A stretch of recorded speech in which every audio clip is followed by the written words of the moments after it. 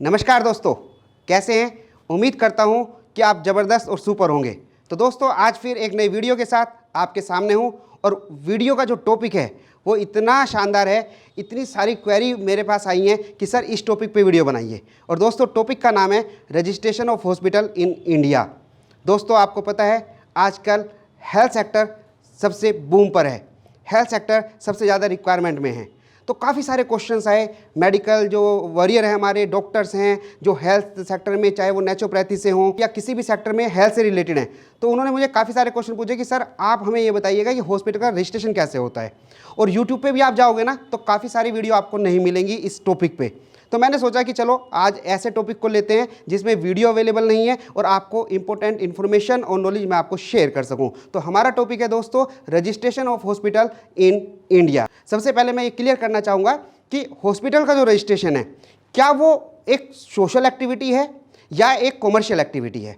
सबसे पहले, क्योंकि सबसे ज़्यादा क्वेश्चन ये पूछने हैं कि सर हमें ना एनजीओ में हॉस्पिटल बनाना है तो कैसे बनाएं, अगर क्या हम हॉस्पिटल को कंपनी में भी बना सकते हैं, ये क्वेश्चन भी मेरे से पूछा जाता है। तो सबसे पहले मैं ये क्लियर करूंगा कि जो हॉस्पिटल का रजिस्ट्रेशन होता है दो कैटेगरी में आप करा सकते हैं। सबसे पहले कॉमर्शियल और फिर सेकंड है हमारा सोशल सेक्टर, यानी कि कॉमर्शियल एंटिटी में भी आप स्टार्ट कर सकते हैं और सोशल सेक्टर यानी कि एनजीओ में भी आप स्टार्ट कर सकते हैं।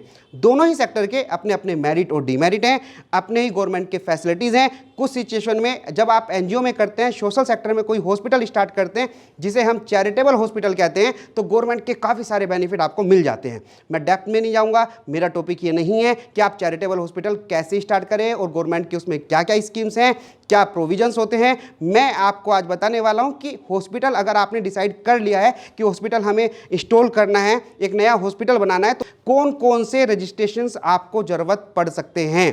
और साथ में मैं आपको बताऊंगा कि वो जो रजिस्ट्रेशन है क्या वो आपको इनिशियली ज़रूरत है या कुछ टाइम पीरियड के बाद है, और उन रजिस्ट्रेशन का क्या बेनिफिट है, वो ऑप्शनल है या कंपलसरी है, अगर ऑप्शनल है तो लेंगे तो क्या बेनिफिट होगा, मैं ये आपको बताने की कोशिश करूंगा। तो आज का वीडियो उन लोगों के लिए बहुत इंपॉर्टेंट है जो हॉस्पिटल को एज ए स्टार्टअप करना चाहते हैं, हॉस्पिटल को एज ए एनजीओ स्टार्टअप करना चाहते हैं, चैरिटेबल हॉस्पिटल खोलना चाहते हैं या हॉस्पिटल खोलना चाहते हैं अपने प्रॉफिट मोटिव के लिए। ठीक है दोस्तों, तो स्टार्ट करते हैं अपनी पीपीटी के थ्रू। आपको पता ही है मैं पीपीटी के थ्रू आपको समझाता हूं जिससे आपको आराम से समझ में आए, अच्छा समझ में आए। दोस्तों, सबसे पहले मैं आपको बताना चाहूँगा कि रजिस्ट्रेशन का हॉस्पिटल एक तो कॉमर्शियल एक्टिविटी है हमारे ऑप्शन, और दूसरा एज ए सोशल एंटिटी। दोनों एंटिटी में हम इसे स्टार्ट कर सकते हैं, कॉमर्शियल एंटिटी या सोशल एंटिटी।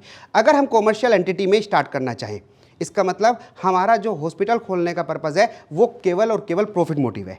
अब उस हॉस्पिटल को हम कौन सी एंटिटी में खोलें, एंटिटी का मतलब है किस ऑर्गेनाइजेशन में खोलें। तो कॉमर्शियल एंटिटी में अगर आप ओपन करना चाहते हैं तो आपके पास सबसे पहले ऑप्शन होता है कंपनी। आप कंपनी, चाहे वो प्राइवेट लिमिटेड हो या लिमिटेड हो। दूसरा ऑप्शन हमारे पास होता है लिमिटेड लायबिलिटी पार्टनरशिप। बड़ा अच्छा कंसेप्ट है और आजकल आप देख रहे होंगे काफ़ी जो डायग्नोस्टिक सेंटर होते हैं, हॉस्पिटल हैं, वो कंपनी से भी ज़्यादा प्रेफर एलएलपी को करते हैं। अब ये एलएलपी में और कंपनी में क्या डिफरेंस है, मैं इस टॉपिक पे नहीं जाऊंगा, इसके लिए मैं एक अलग वीडियो बनाऊंगा। लेकिन हाँ, कॉमर्शियल एंटिटी में अगर आप हॉस्पिटल स्टार्ट करना चाहते हैं तो पहला ऑप्शन आपके पास आया कंपनी, दूसरा आया लिमिटेड लायबिलिटी पार्टनरशिप, तीसरा आया सिंपल पार्टनरशिप जो हमारी पार्टनरशिप 1932 में रजिस्टर्ड होती है, पार्टनरशिप एक्ट 1932 में रजिस्टर्ड होता है। तीसरा पार्टनरशिप है एंड अदर एंटिटीज़ हैं, जैसे प्रोप्राइटरशिप भी आप कर सकते हैं, एचयूएफ में भी कर सकते हैं, अदर एंटिटी में आप ये कर सकते हैं, कॉमर्शियल एंटिटी में।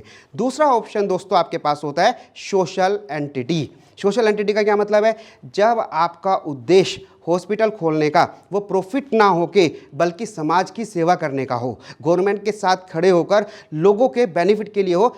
मैं ये नहीं कह रहा कि आप कॉस्ट कवर ना करें, लेकिन उसका जो मोटिव होगा वो प्रॉफिट मोटिव नहीं होगा। हो सकता है कॉस्ट टू कॉस्ट करें, जो आपकी कॉस्ट आए उससे कम करें।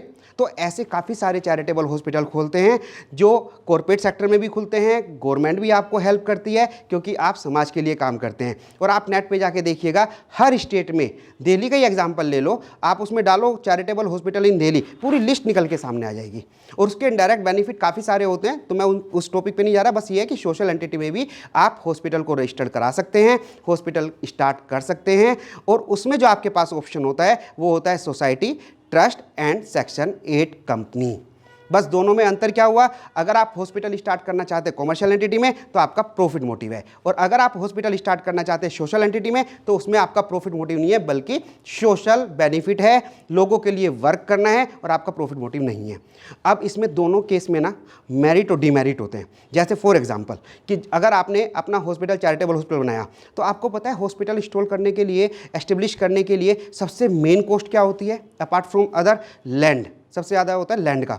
और दोस्तों मैं आपको बताऊं, अगर आप कोई हॉस्पिटल एस्टेब्लिश करते हैं एनजीओ में, नॉट ए कॉमर्शियल एंटिटी में, तो आपको लैंड बहुत चीप रेट पे मिल जाती है। प्रैक्टिकली मैं आपको बता रहा हूँ कैसे मिलती है, कब मिलती है, क्या कंडीशन है, हम उसमें नहीं जा रहे। लेकिन हाँ, अगर आप हॉस्पिटल को चैरिटेबल उसमें करते हैं या एनजीओ सेक्टर एंटिटी में करते हैं, सोशल एंटिटी में करते हैं, तो आपको गवर्नमेंट बहुत सारे बेनिफिट दे देती है जो बेनिफिट आपको कमर्शियल एंटिटी में नहीं होते। तो दोस्तों आपको पता लग गया कि मेन हॉस्पिटल को स्टार्ट करने का जो इनिशियल पॉइंट है वो ये डिसीजन लेना है कि आप इसे कमर्शियल एंटिटी में करें या सोशल एंटिटी में करें। अब आपने डिसाइड कर लिया है और अब आपको ये देखना है कि हॉस्पिटल हमारा, आपका विजन आ गया कि हॉस्पिटल स्टार्ट करना है, तो क्या क्या रजिस्ट्रेशन आपको लेने पड़ सकते हैं, कौन कौन से रजिस्ट्रेशन आपकी हेल्प करेंगे आपको इस स्टार्टअप को स्टार्ट करने में। तो सबसे पहले हम उसे लाइसेंस भी कह सकते हैं, अप्रूवल्स भी कह सकते हैं, सर्टिफिकेट भी कह सकते हैं, ये कर सकते हैं। और दोस्तों इन सारे सर्टिफिकेट को मैं अपने एक्सपीरियंस के बेस पे दो भागों में डिवाइड करता हूँ। एक वो सर्टिफिकेट जो इनिशियल आपको रिक्वायर्ड है, और एक वो सर्टिफिकेट जब आप हॉस्पिटल एस्टेब्लिश कर देते हैं तो उसके बाद जो पीरियोडिकल आपको ज़रूरत पड़ेगी वो वाले सर्टिफिकेट। मैं सबके बारे में थोड़ा थोड़ा बताऊँगा, टाइम की लिमिटेशन हमेशा होती है। अगर आपके कोई क्वेश्चन है तो आप मुझे मेल से या व्हाट्सएप पे भेज सकते हैं। तो सबसे पहले हम चलते हैं, सबसे पहले अप्रूवल है हमारा, लाइसेंस है जो हॉस्पिटल के लिए ज़रूरी है, और वो है दोस्तों आपका रजिस्ट्रेशन ऑफ कंपनी या रजिस्ट्रेशन ऑफ सोशल एंटिटी। मैंने आपको बता दिया था अगर आप कॉर्पोरेट सेक्टर में जा रहे हैं तो आपके पास क्या क्या ऑप्शंस हैं, company, LLP and partnership and other.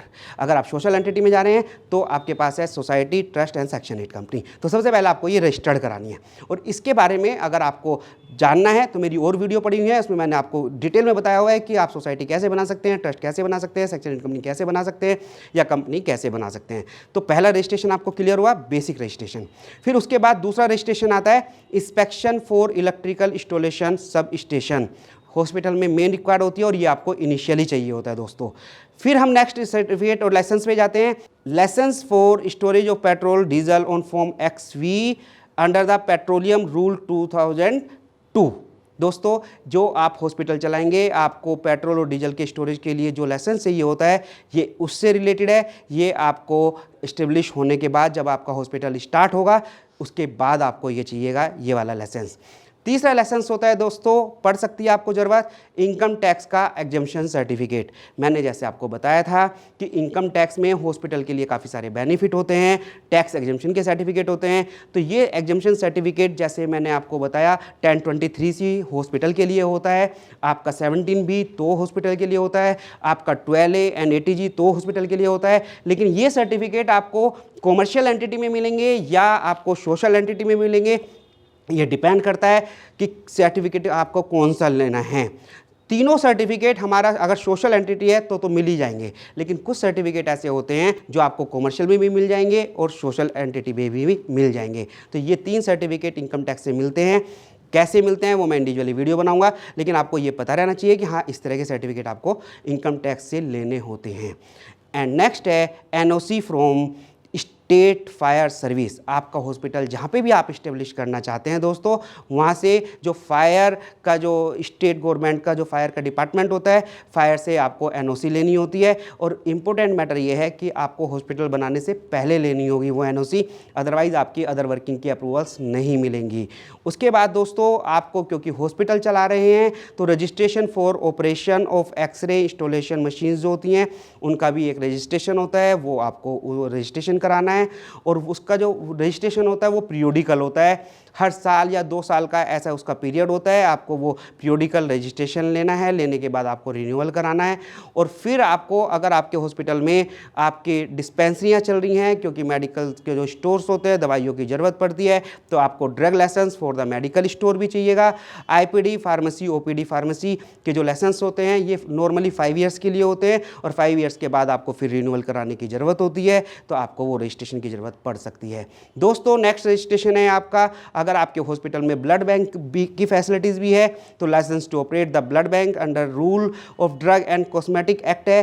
Rule क्या है, डेफिनेशन क्या है, मैं इनमें नहीं जा रहा, क्योंकि ये जो सेमिनार है, ये जो मैं लेक्चर ले रहा हूँ, वो मैं एक उन व्यक्तियों के लिए ले रहा हूँ जो हॉस्पिटल के बारे में सोच रहे हैं, ना कि एडवोकेट और सीए। तो इसलिए मैं कोशिश करूँगा कि आपको सेक्शन का रेफरेंस ना दूँ, रूल का रेफरेंस ना दूँ, सिंपल लैंग्वेज में, लेमैन लैंग्वेज में आपको बता सकूँ कि ये रजिस्ट्रेशन की ज़रूरत है। तो ब्लड बैंक अगर आप ऑपरेट करना चाहते हैं तो आपको उसका भी लाइसेंस लेना होगा। अब वो भी पीरियडिकल होता है, हर 5 साल में आपको वो लाइसेंस को रिन्यू कराना होता है, इस चीज़ का आप ध्यान रखेंगे। तो नेक्स्ट रजिस्ट्रेशन है हमारा रजिस्ट्रेशन अंडर पीएनडीटी एक्ट के अंतर्गत आपको रजिस्ट्रेशन लेना है। क्वेश्चन ये क्रिएट होता है, क्या ये परमानेंट है या पीरियडिकल है? तो दोस्तों ये रजिस्ट्रेशन भी पीरियडिकल है और हर 5 साल में इसका रिन्यूअल होता है।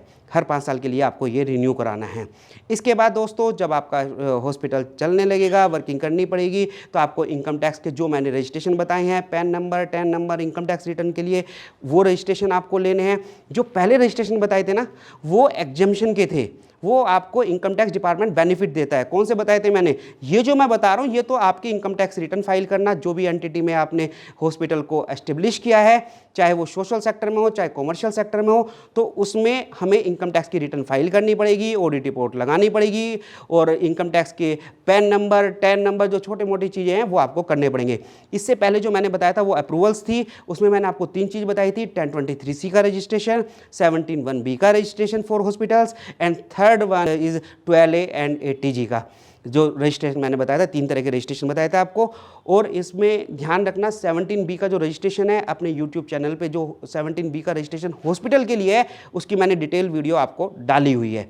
उसमें आपको ज़्यादा टेंशन नहीं लेना। अगर आप डेप्थ में जानना चाहते हैं कि 17B क्या होता है, कैसे लिया जाता है, क्या बेनिफिट है, तो अपने इस YouTube चैनल पर मैंने वो वीडियो डाली हुई है, आप वो देख सकते हैं। ठीक है फ्रेंड्स, चलिए आगे हम फिर रजिस्ट्रेशन देखते हैं।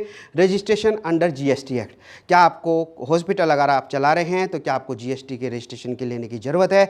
तो दोस्तों अगर आप हॉस्पिटल चला रहे हैं तो आप एग्जेम्पशन ले सकते हैं जीएसटी से, लेकिन कुछ सिचुएशन में आपको जीएसटी का रजिस्ट्रेशन लेना ही होगा। ठीक है, और ये जीएसटी का रजिस्ट्रेशन जो होता है वो परमानेंट होता है, और एक बार आपने ले लिया तो फिर उसकी ज़रूरत नहीं होती, और आपको उसकी लीगल कंप्लाइंसेस को पीरियडिकल पूरा करना पड़ता है।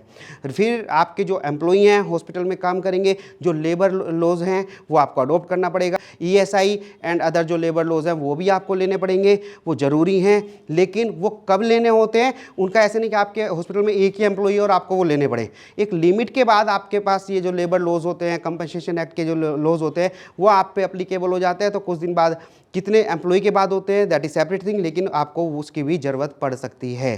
ठीक है, फिर आता है रजिस्ट्रेशन अंडर एमटीपी एक्ट 1971। उसमें भी आपको ये रजिस्ट्रेशन की ज़रूरत होती है, ये भी 1 टाइम रजिस्ट्रेशन होता है आपका। और फिर रजिस्ट्रेशन अंडर जो स्टेट एक्ट है आपका, जैसे दिल्ली है तो registration under Delhi nursing home act 1953। Delhi में आपको नर्सिंग होम अपना ओपन करना है, हॉस्पिटल ओपन करना है, तो आपको इसमें भी रजिस्ट्रेशन चाहिएगा, जिसे हम कहते हैं दिल्ली नर्सिंग होम एक्ट 1953। अगर किसी और स्टेट का है तो ऐसी स्टेट के एक्ट होते हैं नर्सिंग होम एक्ट से रिलेटेड, तो आपको वो वाला रजिस्ट्रेशन लेना है। इंडेमनिटी इंश्योरेंस पॉलिसी, ये भी आपको लेना पड़ेगा। Standard and fire and social pearls policy होती है, वो भी आपको देखनी पड़ेगी अगर आप हॉस्पिटल को एस्टेब्लिश करना चाहते हैं। Authorization for generation of BMW handling rule 1996 के हिसाब से भी आपको ये देखना है कि आपको अप्रूवल्स मिल जाए, तब जाके आप अपने हॉस्पिटल को कर सकते हैं। अब आपने हॉस्पिटल बनाया तो आपको लिफ्ट की भी ज़रूरत होगी, पेशेंट के लिए, विजिटर के लिए, तो लाइसेंस, इसके लिए भी एक अलग लाइसेंस होता है। लिफ्ट के लिए आपको स्टैंडर्ड प्रोसीजर को अडोप्ट करना पड़ेगा, और license for operating the lift वो भी आपको फिर अप्लाई करना पड़ेगा और उसकी अप्रूवल आएगी। तो दोस्तों ये कुछ ऐसे सर्टिफिकेट थे जिनके बिना आप जब भी प्लानिंग बनाएं, चाहे आप चैरिटेबल हॉस्पिटल बनाएं या आप हॉस्पिटल किसी प्रॉफिट मोटिव के लिए बनाएं, तो ये बेसिक रजिस्ट्रेशन आपको सोचने हैं कि मुझे कैसे लेना है। जब ये रजिस्ट्रेशन आपके कंप्लाइंट हो जाए और आपको पता लग जाए कि हाँ अब मैं ये ले सकता हूँ, तब आप हॉस्पिटल ओपन करने की सोच सकते हैं।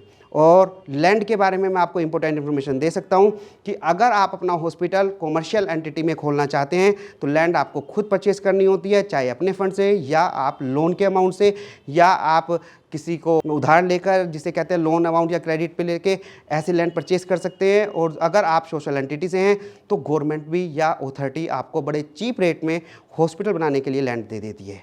ठीक है दोस्तों, तो मुझे उम्मीद है कि आपको ये वीडियो पसंद आया होगा, और जो हॉस्पिटल के बारे में सोच रहे हैं, जो हेल्थ सेक्टर से अपना स्टार्टअप करना चाहते हैं तो उसके लिए ये बहुत यूज़फुल वीडियो होगा। अगर दोस्तों आपको कोई भी क्वेश्चन है, कोई भी रिलेटेड क्वेश्चंस हैं, तो आप मुझे मेल भी कर सकते हैं, कमेंट बॉक्स में डाल सकते हैं, मैं कोशिश करूँगा उसका आंसर देने की। ठीक है दोस्तों, तो चलो नेक्स्ट वीडियो में मिलते हैं कोई नए टॉपिक के साथ। Thank you.